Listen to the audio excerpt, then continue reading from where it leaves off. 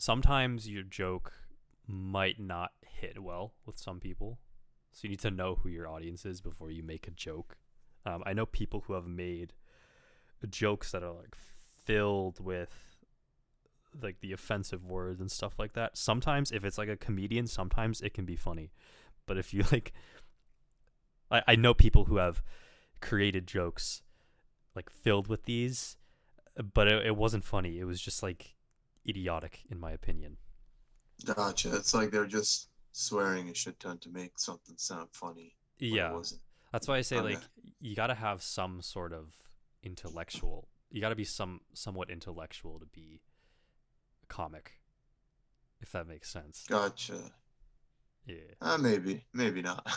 No, I think you do because like jokes are Gotta have good wit. clever. Yeah, Yeah, for jokes sure. are definitely clever. If you're just running around screaming penis, it's not that funny. You're laughing right now. It's like, Just because of the absurdity of the situation. But uh, yeah. It's funny that I think a lot of times these comics are the ones who are able to get away with some leeway with political correctness, but they're also the ones arguing for lack of political correctness because they get it. They get what comedy is and not to take everything so seriously. And another thing about the whole culture around not offending anyone is it doesn't teach you how to handle the situation.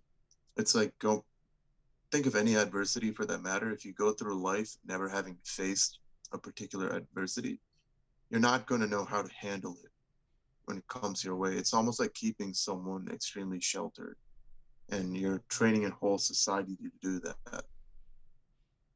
yeah, exactly. Yeah, I mean, like if let's assume it's like the book 1984 and we like get rid of words. It's like people can still use them, and